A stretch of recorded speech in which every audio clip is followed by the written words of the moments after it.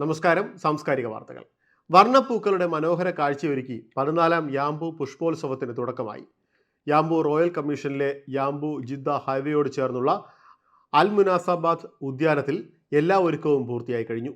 മലരണിയും വഴിത്താരകൾക്കും പാർക്കുകൾക്കും പുറമെ strawberry park, പൂന്തോട്ട പരിപാലനം എന്നിവ സംബന്ധിച്ച പ്രത്യേക പവലിയനുകൾ, പക്ഷികളുടെയും ചിത്രശലഭങ്ങളുടെയും വിവിധ പാർക്കുകൾ, റീസൈക്കിൾ ഗാർഡൻ, പ്രാദേശിക ഉൽപ്പന്നങ്ങൾ വിൽക്കുന്ന സ്റ്റോളുകൾ, വിവിധ ഭക്ഷ്യവിഭവങ്ങളുടെ അപൂർവ ശേഖരങ്ങളുമായി ഫുഡ് കോർട്ടുകൾ, അറിയപ്പെടുന്ന കലാസംഘങ്ങൾ അവതരിപ്പിക്കുന്ന വൈവിധ്യമാർന്ന പരിപാടികൾ, കുട്ടികൾക്കുള്ള വിവിധ പഠന ശില്പശാലകൾ, ആകാശത്ത് വർണ്ണവിസ്മയം തീർക്കുന്ന കരിമരുന്ന് പ്രകടനങ്ങൾ തുടങ്ങി മുതിർന്നവർക്കും കുട്ടികൾക്കും ഒരുപോലെ ആസ്വദിക്കാൻ കഴിയുന്ന വിവിധ സംവിധാനങ്ങൾ ഇത്തവണത്തെ മേളയിൽ ഒരുക്കിയിട്ടുണ്ട്.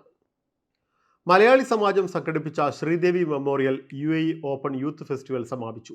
3 ദിവസമായി നടന്ന കൗമാര കലോത്സവത്തിൽ 250-ലധികം കുട്ടികൾ മാറ്റുരച്ചു. 21 പോയിന്റുമായി ഐശ്വര്യ ഷൈജിത്ത് കലാതിലക പട്ടമണിഞ്ഞു. തുടർച്ചയായ 2ാം വർഷമാണ് ഐശ്വര്യ തിലകമാകുന്നത്. കലാതിലകത്തിനുള്ള ശ്രീദേവി മെമ്മോറിയൽ ട്രോഫി സമാജം പ്രസിഡന്റ് റഫീഖ് കൈനയിലും Ahalya group senior operations manager Sooraj പ്രഭാകറും ചേർന്ന് സമ്മാനിച്ചു.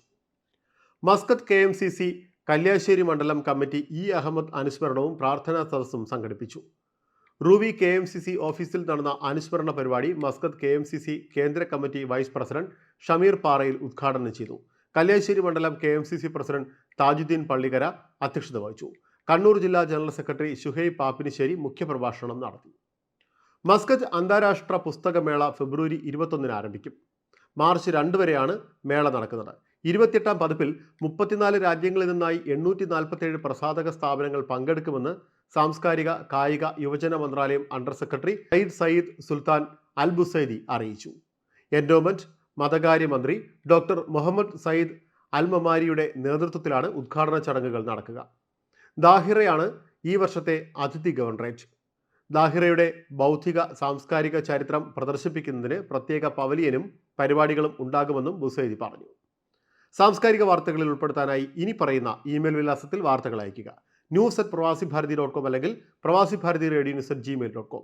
സാംസ്കാരിക വാർത്തകൾ എല്ലാ ദിവസവും UAE ഒമാൻ സമയം രാവിലെ 10:30, സൗദി, ഖത്തർ, ബഹ്റൈൻ, കുവൈറ്റ് സമയം രാവിലെ 9:30, ഇന്ത്യൻ സമയം ഉച്ചയ്ക്ക് 12 മണിക്ക്. നമസ്കാരം.